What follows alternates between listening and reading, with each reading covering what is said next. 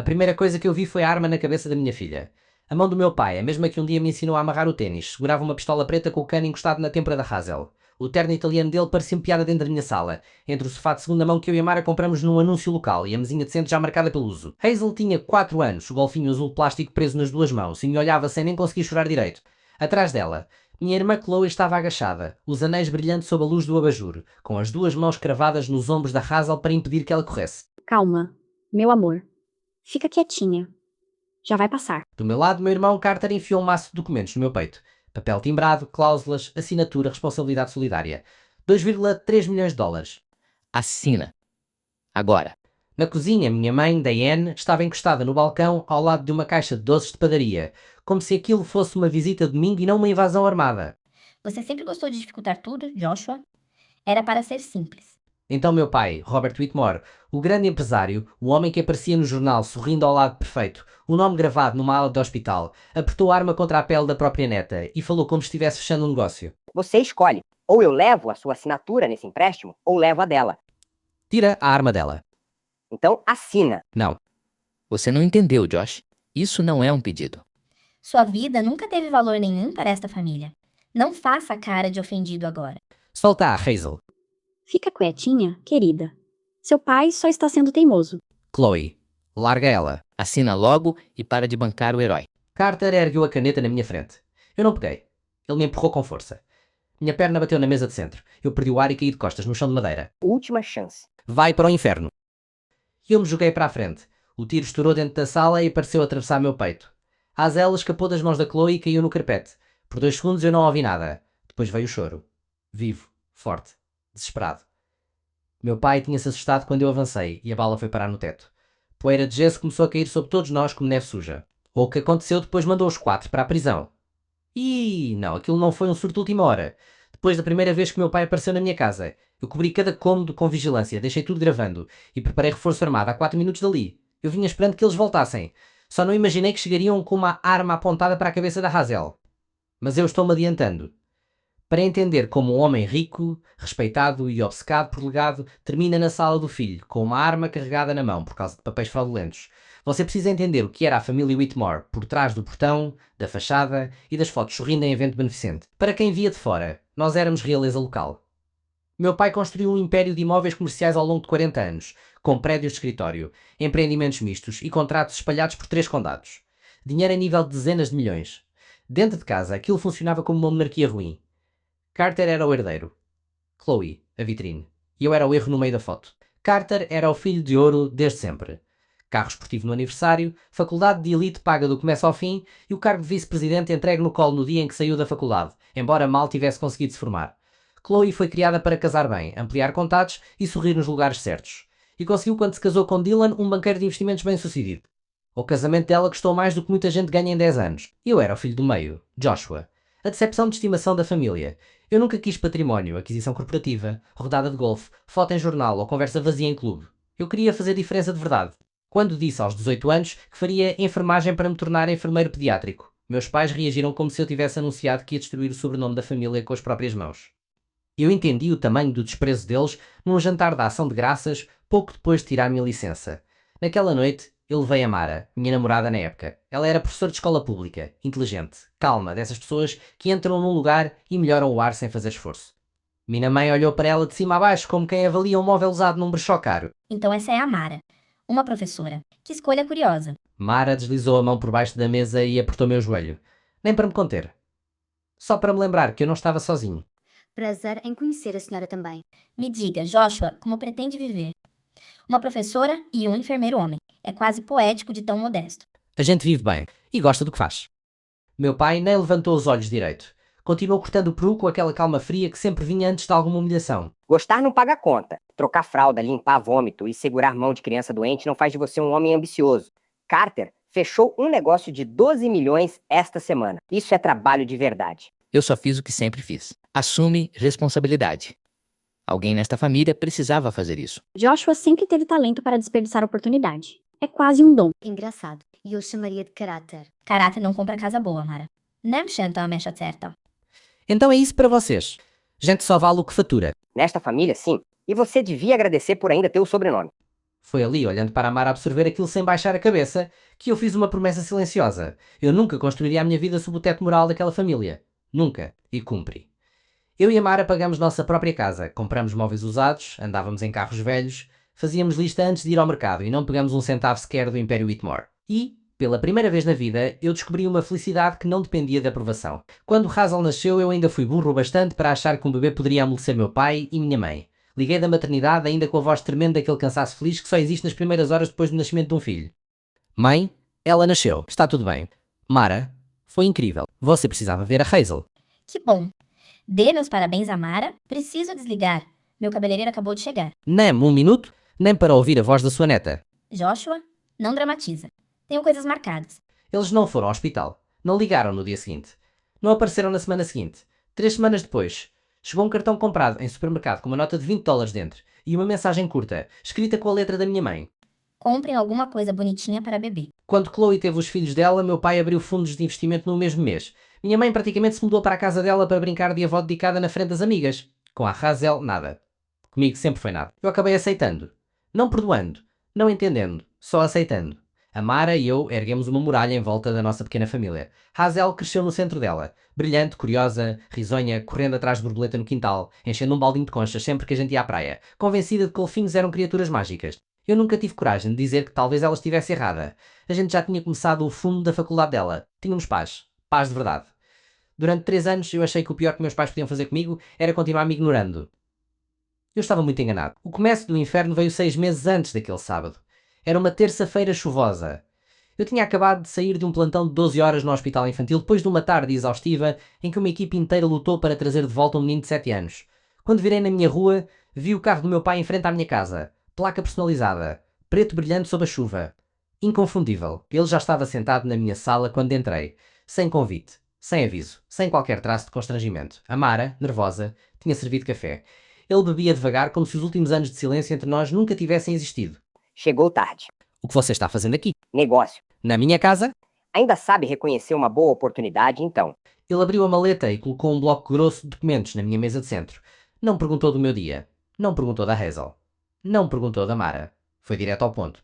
Naquele tom de diretor executivo acostumado a mandar e ser obedecido. Estamos expandindo as operações. Há um projeto grande no centro e o banco quer garantias adicionais. Todos os familiares diretos vão entrar como coassinantes. É uma formalidade. Você assina aqui, aqui e acabou. Eu puxei o maço. Virei a segunda página e senti um frio seco atravessar meu corpo. 2,3 milhões de dólares. Você enlouqueceu? Eu sou enfermeiro pediátrico. Eu tenho um bom salário, não um património multimilionário. Eu não vou amarrar a vida da minha esposa e da minha filha à sua dívida. Não é minha dívida, é o futuro desta família. Então põe o Carter, põe a Chloe, põe qualquer um desses seus bajuladores de terno. E eu não. A expressão dele mudou tão rápido que chegou a me dar um arrepio. O empresário respeitado desapareceu e sobrou um homem acuado, tenso, com medo de alguma coisa que ainda não tinha nome. Você deve tudo a esta família. Cada teto que teve sobre a cabeça, cada escola, cada refeição, tudo saiu das minhas mãos. Vai assinar hoje. Não. Vai embora. Robert, chega. Isso não está certo. Ninguém falou com você.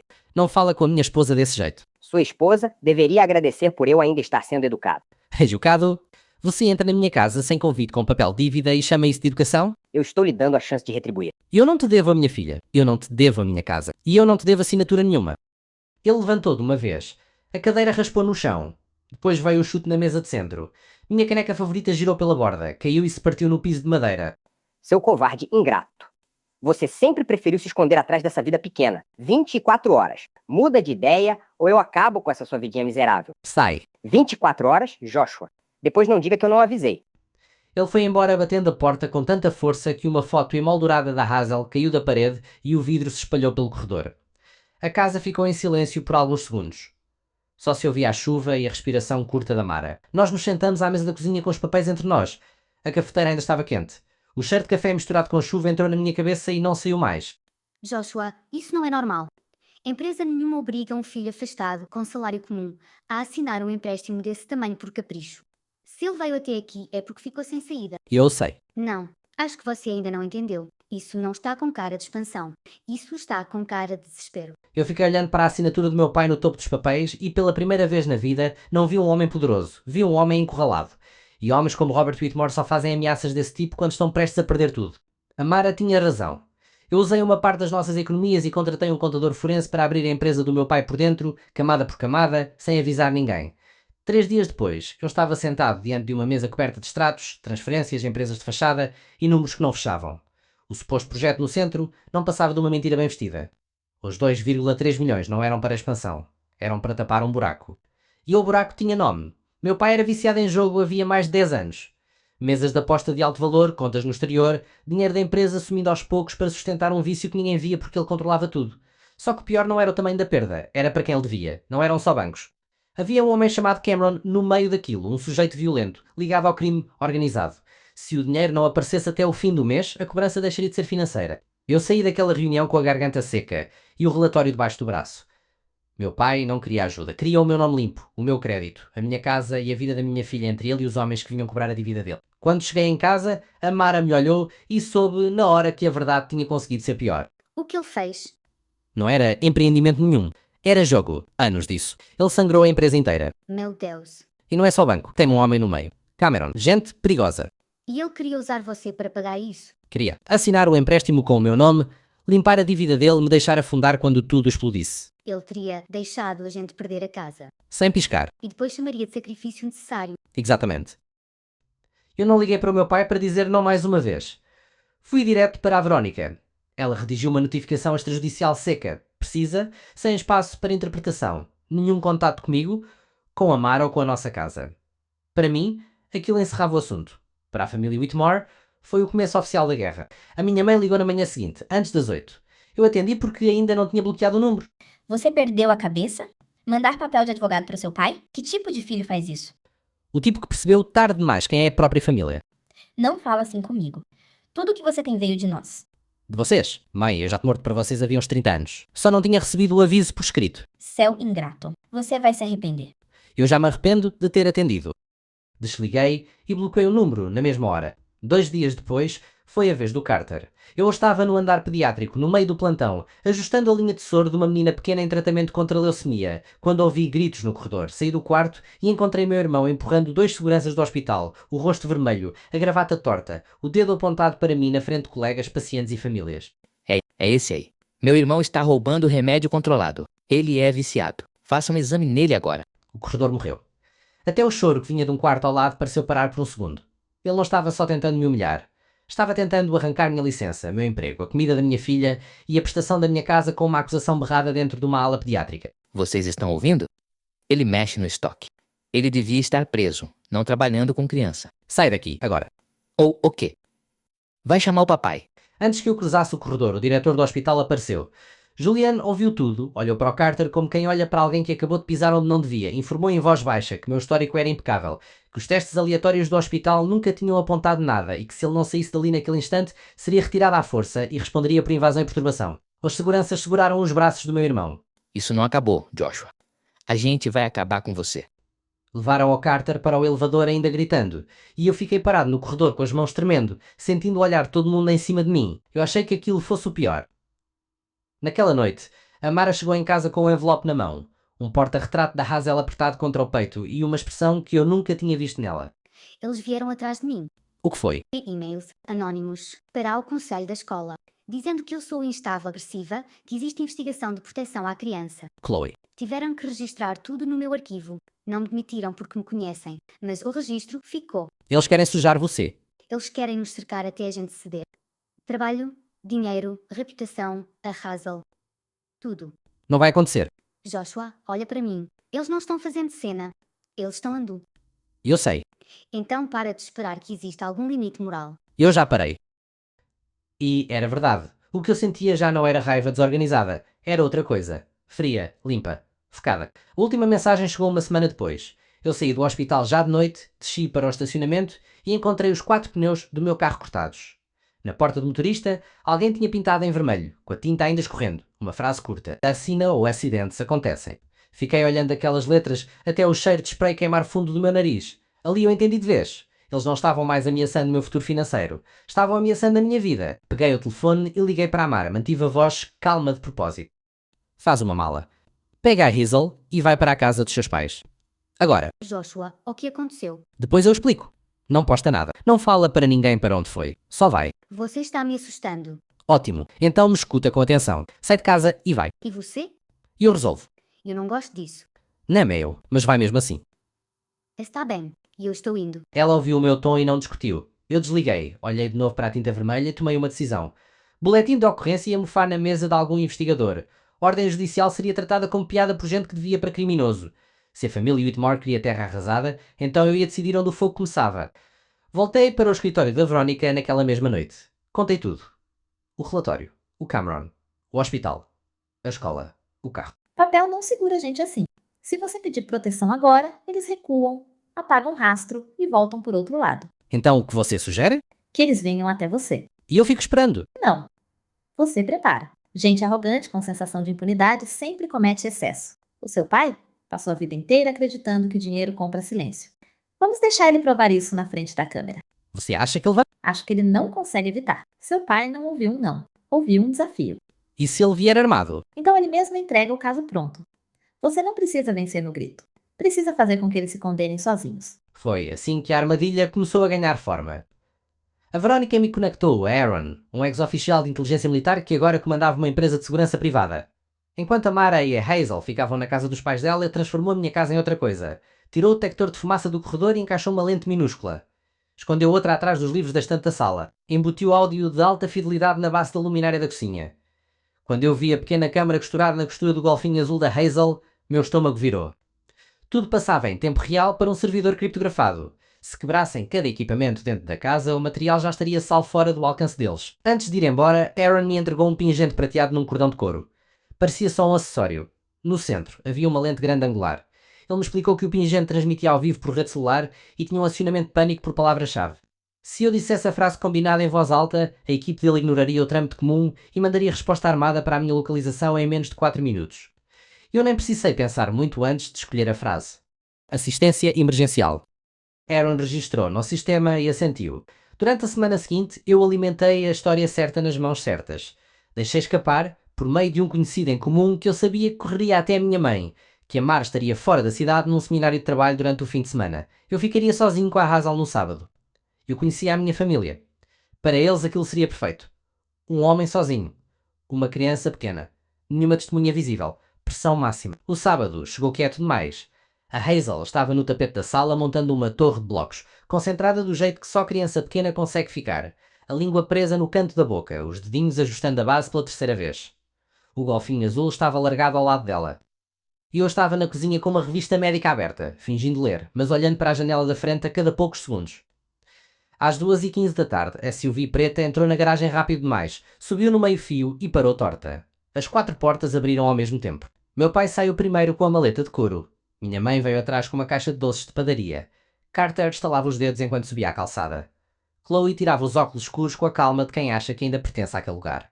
Toquei o pingente por baixo da camisa, respirei e abri a porta antes que tocassem a campainha. Sai da frente. Meu pai passou por mim sem nem desacelerar. Os outros entraram atrás. Carter foi direto para perto da porta da frente e cruzou os braços, bloqueando a saída. Minha mãe largou a caixa de doces no balcão da cozinha com um estalo seco e olhou ao redor da casa com desprezo aberto. Chloe atravessou a sala e foi direto para a Hazel. Oi, meu amor. A titia estava com saudade. Não toca nela. Joshua, para. Você age como se eu fosse um monstro. Ela se abaixou mesmo assim e pousou as mãos nos ombros da Hazel. Minha filha recuou no mesmo instante e agarrou um bloco de madeira com força. Chega de teatro. A gente não veio aqui para repetir conversa. Meu pai colocou a maleta na mesa de centro, abriu os fechos e tirou os papéis. Hoje isso acaba. Você vai assinar. Não vou.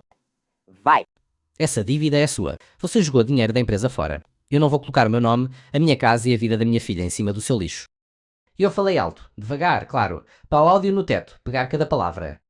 Sua vida não vale nada para nós, Joshua. Nada. Você não construiu nada que a gente não possa esmagar. Assina. Ou a gente leva a Hazel e chama a proteção à criança. E pode acreditar, nós temos amigos suficientes para fazer isso colar. Você entrou na minha casa e ameaçou a minha filha. Sai daqui. Ainda está bancando corajoso. Depois do hospital? Depois do seu carro? Você invadiu uma ala pediátrica para mentir sobre mim. Coragem não é isso. Isso é desespero. Cuidado. Eu ainda não comecei. Começou faz tempo. Só não percebeu que já perdeu o controle. Joshua, ninguém queria chegar a esse ponto. Você é que está deixando tudo feio. Você está segurando a minha filha à força. Não fala comigo sobre limite. Ela está assustada por sua causa. Tira as mãos dela. Chega. Foi ali que eu vi no rosto do meu pai uma coisa que eu nunca tinha visto antes. A máscara caiu inteira. Sumiu o empresário. Sumiu o patriarca. Sumiu o homem que sempre parecia controlar a sala. O que sobrou foi puro desespero. Cru. Instável. Perigoso. Meu pai enfiou a mão dentro do paletó. A arma saiu devagar. Sem pressa. A luz do teto correu pelo metal. Então veio o clique seco da munição entrando na câmara. Real. Pesado.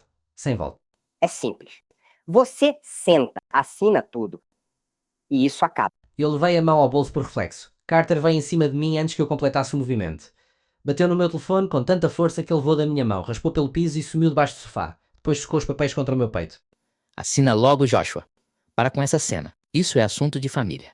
Nós sempre resolvemos os nossos problemas sozinhos. Sempre.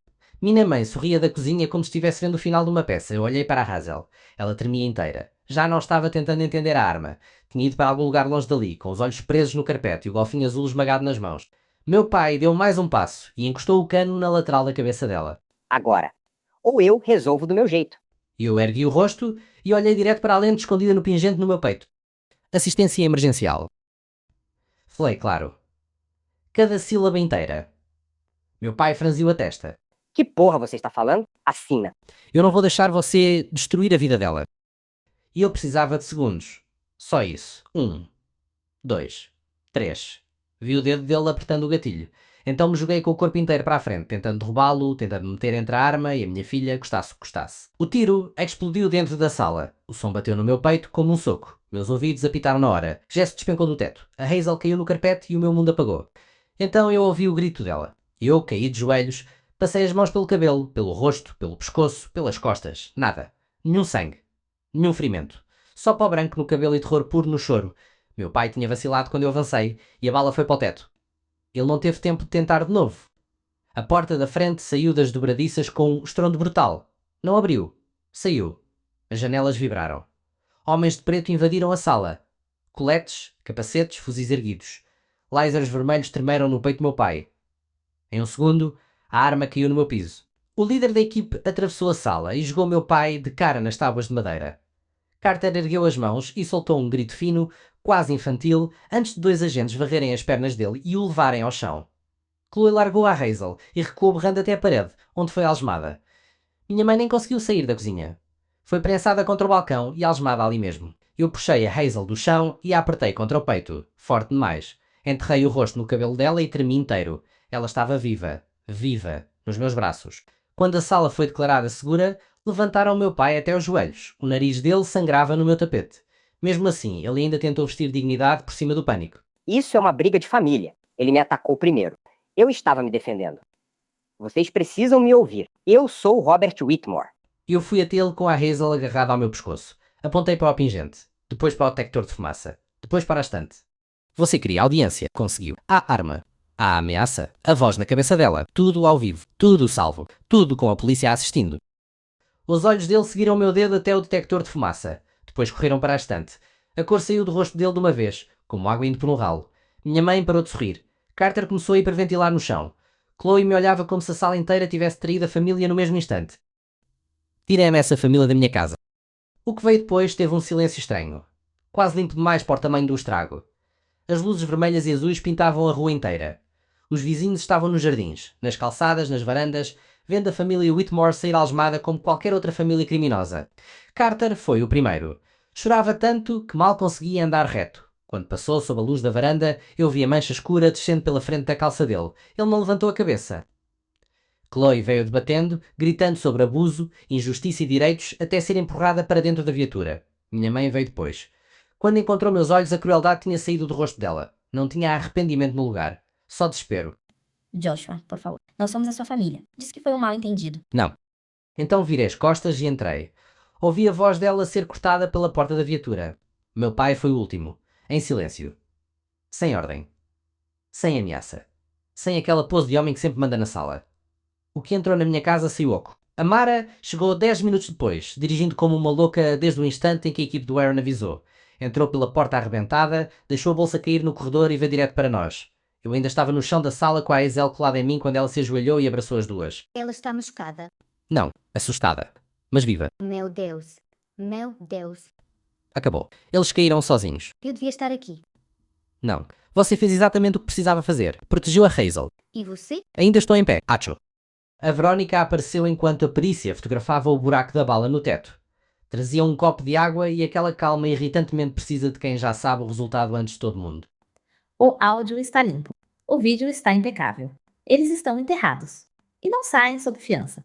Ela tinha razão. 8 meses depois, começou o julgamento. Na manhã em que exibiram o vídeo, o tribunal ficou em silêncio quando as luzes apagaram. Meu pai olhava para a tela como se ainda houvesse uma saída escondida em algum canto da sala. Não havia. A promotória não precisou exagerar nada. Só apertou play. 20 minutos. Meu pai tirando a arma. Minha mãe rindo da cozinha. Carter me empurrando. Chloe prendendo a Hazel. O cano encostando na cabeça da minha filha. 3 jurados que abriram a boca no mesmo instante. Quando as luzes voltaram, os advogados do meu pai estavam de olhos baixos. Não existe interrogatório capaz de vencer um vídeo assim.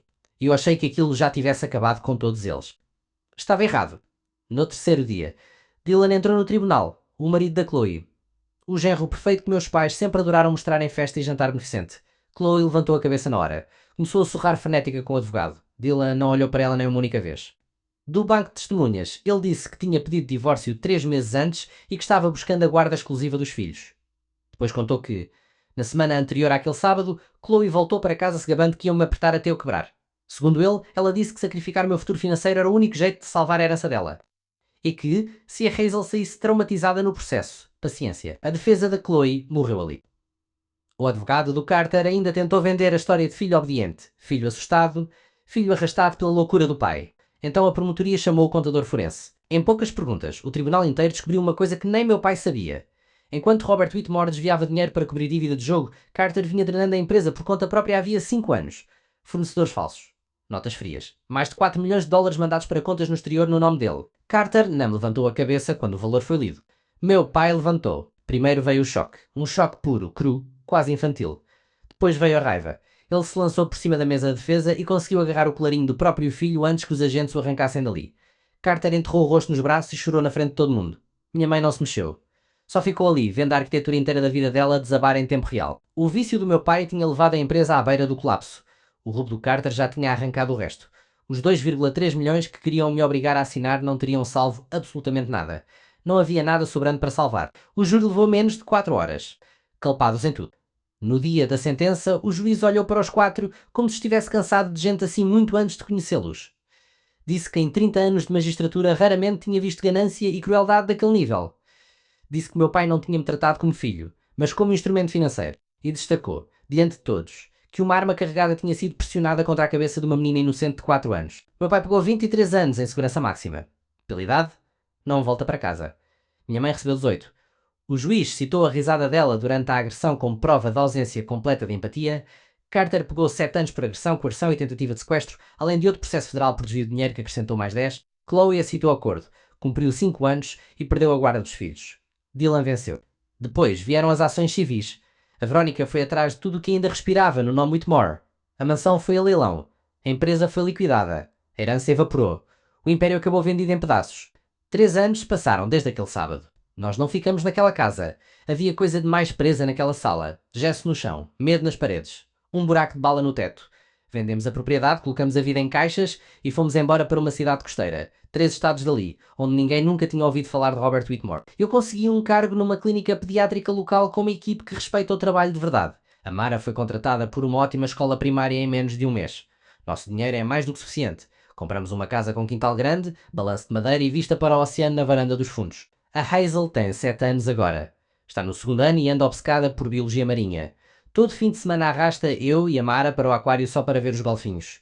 Ela teve meses difíceis depois daquele sábado. Pesadelos. Gritos no escuro. Medo de barulho alto. Houve muitas noites em que eu e a Mara dormimos no chão ao lado da cama dela, segurando a mão dela e repetindo até o amanhecer que o homem mau estava numa jaula e não podia voltar. Levou tempo. Levou paciência. Levou amor demais. Mas ela voltou. Agora enche cadernos com desenhos de golfinhos coloridos. A risada dela voltou. Ela virou uma menina barulhenta, segura e absolutamente convencida de que está protegida. Ainda chegam cartas da prisão de tempos em tempos. Às vezes da Diane pedindo 5 minutos para falar com a Hazel. Às vezes reclamando da colega de cela. Às vezes exigindo que eu ligue para o advogado da apelação do meu pai. Eu saio da caixa de correio, atravesso o corredor até o meu escritório e enfio os envelopes direto no triturador sem abrir nenhum. O barulho curto do papel, morrendo ali dentro, continua sendo profundamente satisfatório. Eles estão mortos para mim. Esse capítulo acabou. O que ficou de tudo isso é simples.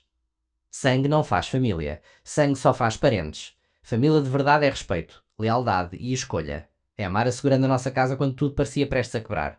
É a Azel confiando em mim para manter os monstros do lado de fora. Passei a vida ouvindo que eu era fraco demais para construir algo real. Construí assim mesmo. E quando vieram tirar isso de mim, eu só abri a porta. O resto foi com eles.